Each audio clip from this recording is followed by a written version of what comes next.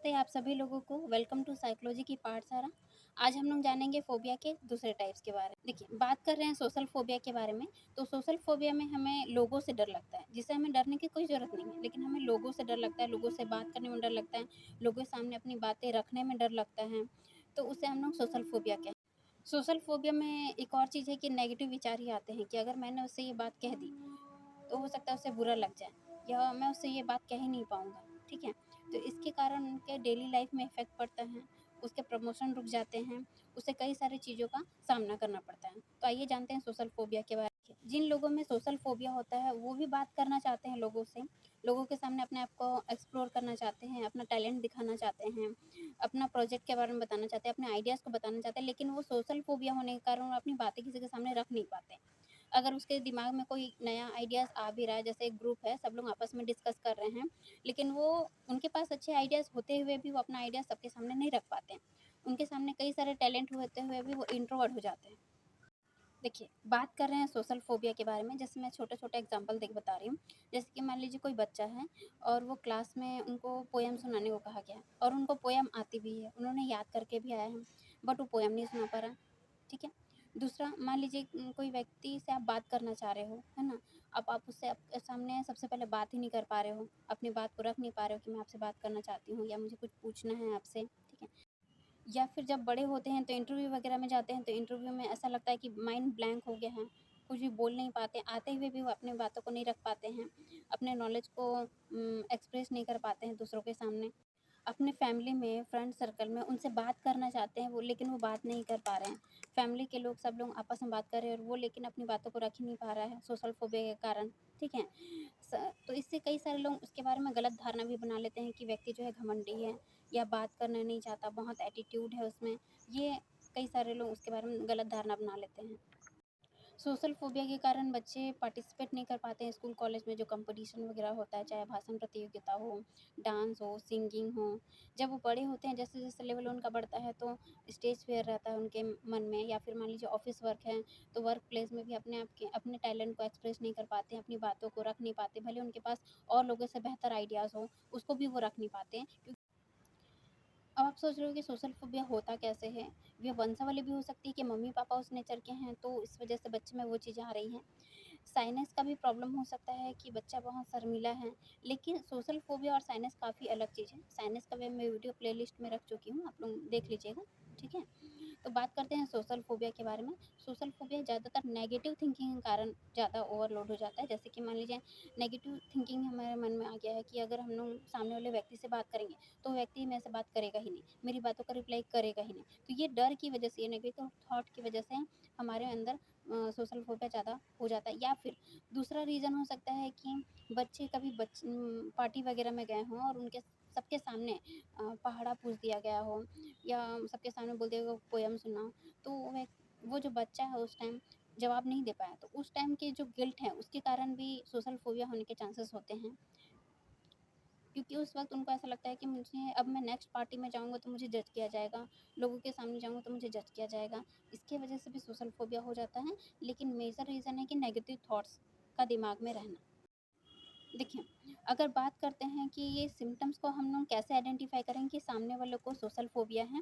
6 महीने तक अगर कोई व्यक्ति ये डर का सामना कर रहा है, कंटिन्यूअसली वो अपने आप को किसी के सामने एक्सप्रेस नहीं कर पा रहा, स्कूल के फंक्शन में पार्टिसिपेट लेने से डर रहे हैं, उनको सब कुछ आते हुए भी उन बातों को वो रख नहीं पाता है, ये चीज़ें आपको 6 महीने तक देखनी है। अगर किसी व्यक्ति में 6 महीने तक ये गुण क्वालिटीज़ हैं कि वो अपनी बातों को रख नहीं पा रहा, सोशल फ़ोबिया है, स्टेज फ़ोबिया है, लोगों के सामने जाने से उनको डर है, तो इसे सोशल फ़ोबिया कहेंगे।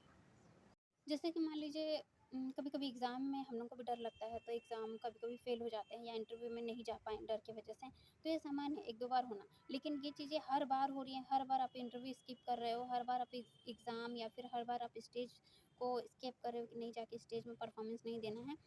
ये चीज़ें अगर कंटिन्यूअसली 6 महीने तक हो रही है, तो हमें सोशल फ़ोबिया का सिम्पटम्स कह सकते हैं। चलिए बात करते हैं सोशल फ़ोबिया के ट्रीटमेंट के बारे में। अगर सोशल फ़ोबिया के ट्रीटमेंट के बारे में बात करें तो 2 ट्रीटमेंट हम लोग यूज़ कर सकते हैं। फ्लूडिंग टेक्निक और सिस्टमेटिक डिसेंसिटाइजेशन। देखिए, सिस्टमेटिक डिसेंसिटाइजेशन की बात करें तो इसमें सिस्टमेटिक ढंग से किसी का डर कम किया जाता है, जैसे कि आप लोगों को मैंने फोबिया में बताया था। सिस्टमेटिक डिसेंसिटाइजेशन में क्या करते हैं कि डर को धीरे धीरे लेवल से कम करना। जैसे कि मान लीजिए किसी को अपना प्रेजेंटेशन देना है, अगर बच्चे की बात करें कि उनको पोयम जो है सुनानी है या फिर भाषण प्रतियोगिता में पार्टिसिपेट करना है, तो सबसे पहले वो अपने आप को मिरर में देख करके उस पोयम को कहना है या बोलना है। इससे क्या बेनिफिट होगा कि वो अपने आप को मिरर में पहले तो देख पाएगा अच्छे से कि उसका हेयर स्टाइल कैसा है, फेस कैसा है, ड्रेसिंग सेंस कैसा है, उससे थोड़ा बहुत कॉन्फिडेंट डेवलप होगा। कंटिन्यू अगर आप मिरर में देख करके अपने आप से बात करते हो, उस चीज़ की तैयारी करते हो, तो आपके में कॉन्फिडेंस डेवलप होता है। दूसरा, किसी भाई बहन या फिर हाँ, जो आपके कज़न सिस्टर हैं, जो आपके भाई-बहन हैं, उनके सामने उस चीज़ों को रिपीट करिए। लेकिन उन लोगों के सामने जो आपका मज़ाक ना उड़ाएँ, जो आपको सही डायरेक्शन दें, उनके सामने आप प्रैक्टिस कर सकते हो। तीसरा है कि आप अपने मम्मी-पापा के सामने भी प्रैक्टिस कर सकते हो, उन्हीं बातों को बोल के देखिए, है ना? उसके बाद आपके क्लासमेट आ सकते हैं, आपके फ्रेंड सर्कल आ सकते हैं, जो आपको बहुत सपोर्ट करते होंगे। सपोर्टिंग पर्सन होने चाहिए, जो आपके गलत और सही को अच्छे से बातों को आपको बता सकें।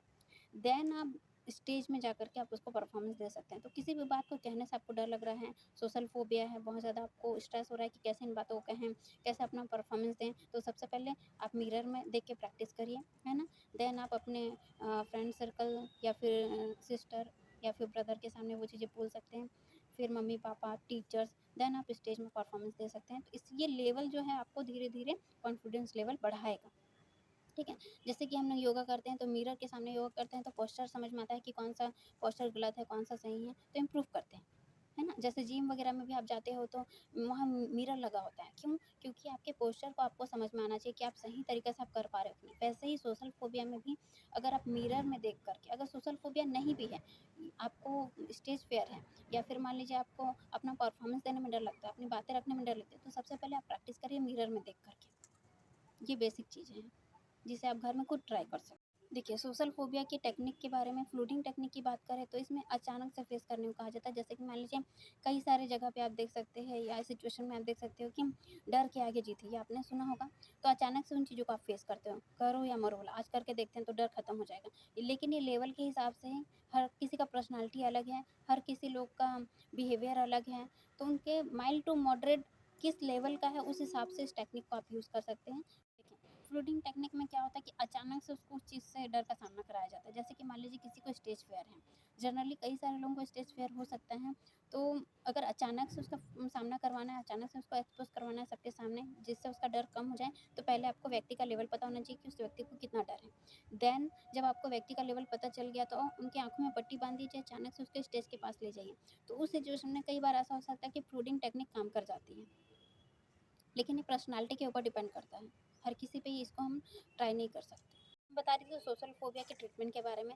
अगर जनरली आपको बिना काउंसलर की मदद से आपको ये चीज़ें कम करनी है, ख़त्म करनी है, तो आप छोटी-छोटी चीज़ों को आप ट्राई कर सकते हैं। जैसे कि मान लीजिए आपको लग रहा है कि लोगों से बात करने में आपको डर है, तो आप जनरली जैसे भी आप कॉलेज, स्कूल, ऑफ़िस जाते हो, तो नॉर्मली आप किसी से रास्ता पूछ लीजिए। भले आपको रास्ता पता है, बट आप जनरली उनसे रास्ता पूछिए कि ये रास्ता कहाँ जाता है? क्या आपको इसका एड्रेस पता है? तो इससे आपका थोड़ा स्टेज फ़ियर या सोशल फ़ोबिया थोड़ा कम हो सकता है। देखिए, सोशल फ़ोबिया को साइकियाट्रिस्ट और काउंसलर दोनों हेल्प कर सकते हैं। साइकियाट्रिस्ट जो हैं वो मेडिसिन प्रोवाइड करते हैं लेवल के हिसाब से। अगर मान लीजिए माइल्ड टू मॉडरेट या सीवियर, वेरी सीवियर सिचुएशन में है, तो मेडिसिन काफ़ी हेल्प कर सकती है, ठीक है? या फिर मान लीजिए माइल्ड लेवल का है ना? मॉडरेट लेवल का है, तो इसमें हम लोग काउंसलर वाले बहुत सारे लोग इनको मदद कर सकते हैं। थेरेपी देके, सीबीटी थेरेपी दे करके। सीबीटी थेरेपी के बारे में मैं नेक्स्ट वीडियो बना दूँगी, जिससे आप लोगों को पता चले कि सीबीटी थेरेपी को आप प्रैक्टिस कैसे करोगे।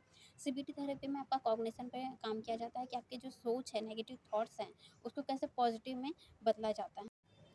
तो हम लोगों ने जाना कि फ़ोबिया में सोशल फ़ोबिया क्या होता है, उनके लक्षण एंड उसका ट्रीटमेंट।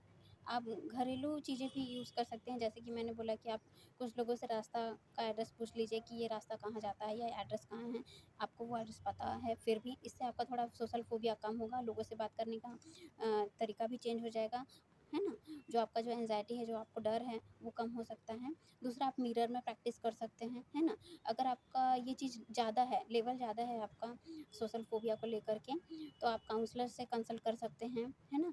आप साइकियाट्रिस्ट के पास भी जा सकते हैं। वो लोग अपने हिसाब से आपका ट्रीटमेंट करेंगे या आपको हेल्प करेंगे।